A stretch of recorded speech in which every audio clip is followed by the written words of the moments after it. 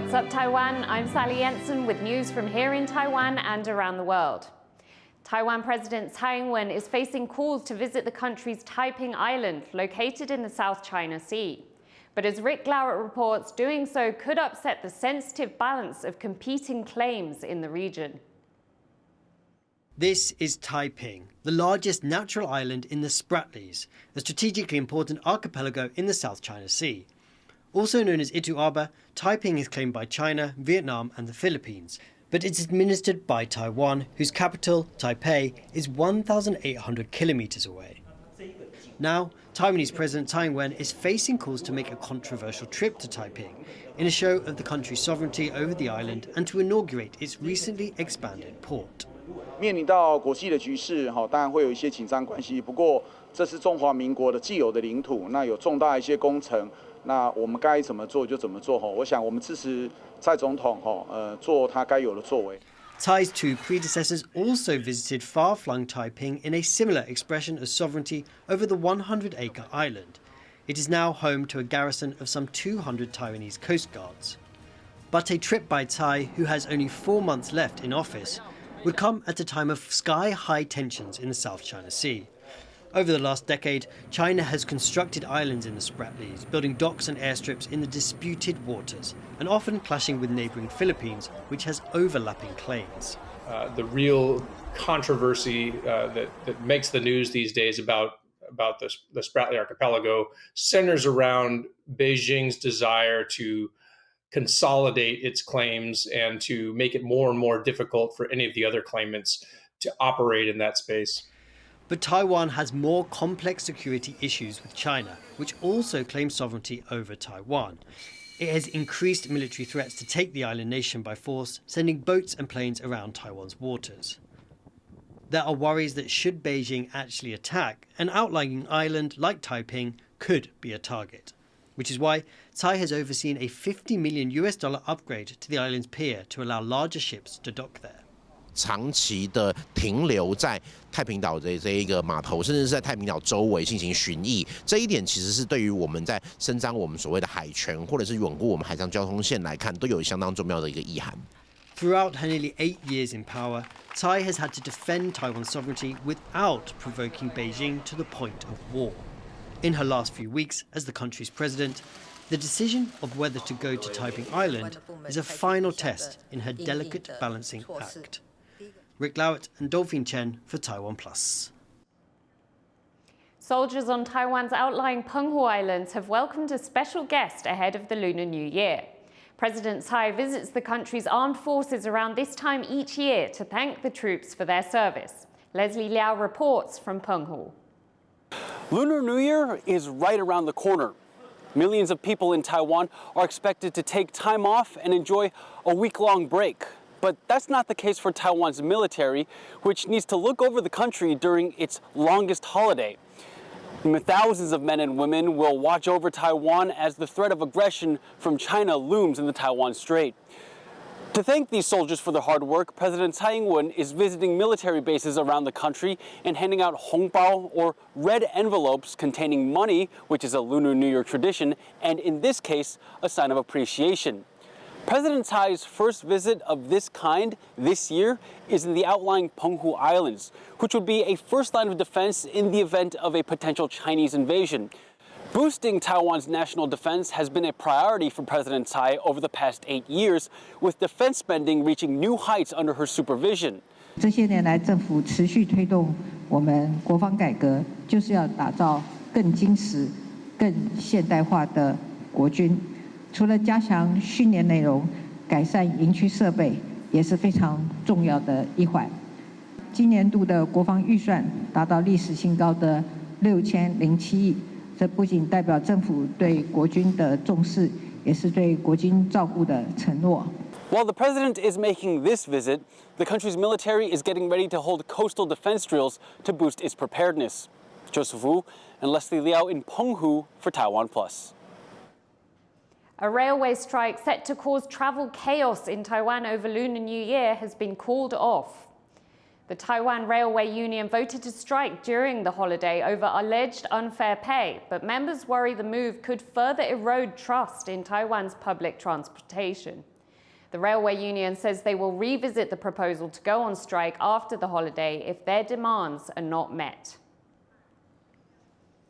Confidence in Taiwan's economy is high, according to the American Chamber of Commerce, which has just released its annual business climate survey. Joyce Zhang has a summary. Foreign companies are staying confident in doing business in Taiwan. Over 200 companies under the American Chamber of Commerce, or AmCham, have said in the group's annual survey that they plan to maintain and even increase investments in Taiwan this year. In fact, companies have said that they would invest even more if trade barriers and red tape were removed. These were the areas that companies wish to see improvement in Taiwan. They want to see reduced bureaucratic inefficiencies and also regulations align more with international standards. Now, despite the name, AmCham does represent more than just American companies, but leaders here have said that its members have emphasized a need for more bilateral engagement with the U.S. Last year, the two sides had a milestone agreement. This was the Taiwan-U.S. Initiative on 21st Century Trade. Though this stops short of being a full free trade agreement, it does make the lives of companies easier in the sense of customs and also border procedures. And with the U.S. headed for a presidential election later this year, AmCham leaders have said that urgency to sign the second part of this agreement is key to keep fueling this optimism in Taiwan's economy.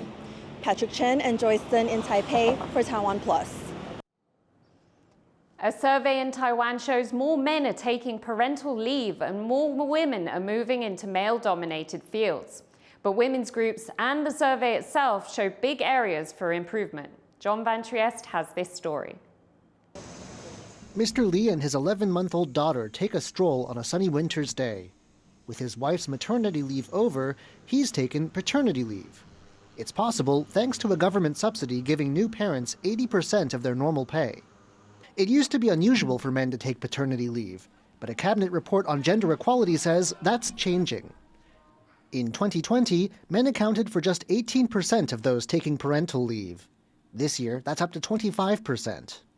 It looks like progress, but some women's groups think it may only be a blip. 这里面的成因可能蛮复杂。第一个是我们政府的政策有一些小小的改变，那再来就是可能当年有疫情上的影响，可能有停托的状况，他需要照顾小孩，所以他就趁那个时候就请了孕假。And Mr. Lee says that paying the bills on paternity leave is difficult. 我认为其实政府现在的补助对于维持一个家庭的生计是不够的，但是如果公司有办法提供更好的福利，例如说给予全新的给付的话，是会很有帮助的。The rest of the report is a similar mix of progress and areas for improvement. Globally, it finds Taiwan is 22nd when it comes to the proportion of women in the legislature, well above its Asian neighbors. The country has a woman as its president, and the next vice president is a woman as well. And women are also chipping away at the glass ceiling in male-dominated fields. 这种所谓性别的这种刻板印象，我相信慢慢在解除了。尤其是当少子化，很多家庭就只有一胎的时候，这几个大型的这种科技业的这个企业，他们有自己附设的托儿所，所以这种情况下，多多少少也会鼓励女性去投入这样的行业。But other metrics, like the proportion of women board members in publicly traded companies, are still lagging. In most fields, women in Taiwan still have to work 58 days more than men to earn the same pay. Even with the progress Taiwan's made, true gender equality is still out of reach. Lofi Lee and John Van Trieste for TaiwanPlus. Embattled Chinese real estate giant Evergrande Group has been ordered to liquidate by a Hong Kong court.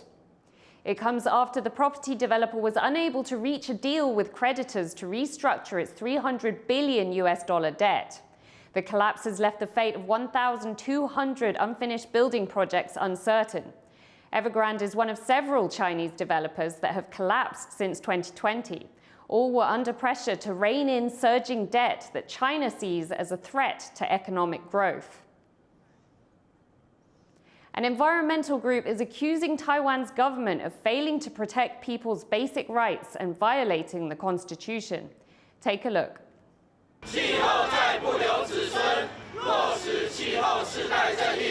For the first time ever, Taiwan's laws are being challenged on a climate change-related issue.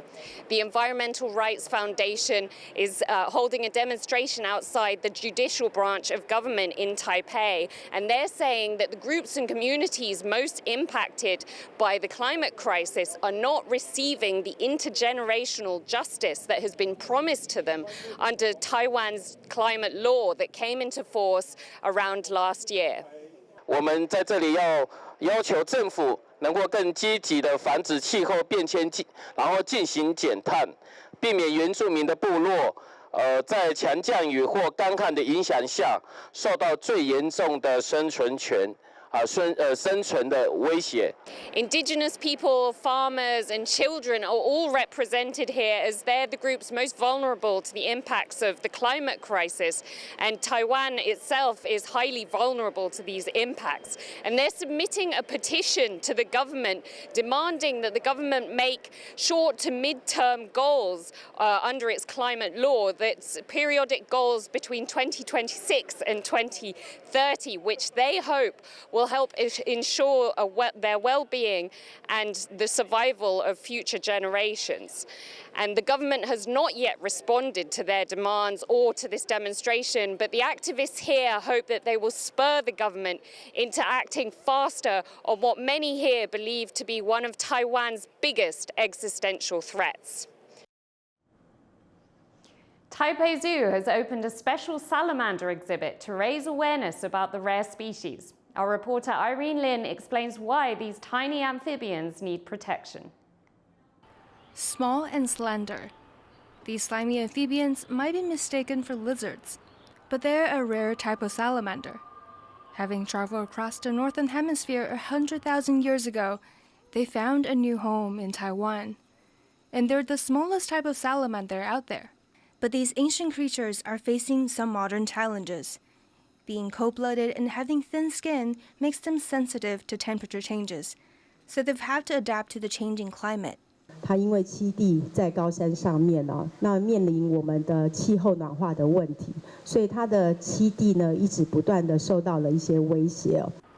Researchers from National Taiwan University say many of the riverbeds salamanders rely on have dried up, posing another threat. But humans are also posing a risk to the tiny creatures. Researchers say people hiking and camping in the mountains and by the rivers have affected their habitats and made it harder for them to survive. 现在登山客多了，然后像刚刚我讲的，动不动然后去翻个石头，事实上对他来讲就是一个非常严重的栖地的干扰哈。The government aims to shed light on the plight of these tiny creatures, so people know how to have outdoor adventures that do not disturb the world around them, in the hopes that these salamanders can remain at home in Taiwan. Brian Wu and Irene Lin for TaiwanPlus. Birdwatchers have been getting up close and personal with a flock of cormorants which have returned to northern Taiwan for the winter. 要在我们北部，尤其在我们这种都会型的区域里面，又是人口这么多的地方，我们可以看得到鸬鹚。讲真的，可能世界上找不到说像我们这么的方便，这么的容易去亲近那个鸬鹚。Cormorants are a migratory bird known for their deep diving skills, which they use to catch fish. They journey from Russia and northeast China to spend the colder months in Taiwan. But just 10 years ago, they were not seen in northern Taiwan at all. The completion of a large reservoir and improved water quality keeps this flock of 1,000 cormorants coming back every year. Thank you for watching What's Up Taiwan. You can visit the TaiwanPlus website or follow our social media for more stories from Taiwan and around the world. Finally, from birds to balloons, we leave you with this footage from a hot air balloon festival in Switzerland. I'm Sally Jensen. Take care and see you next time.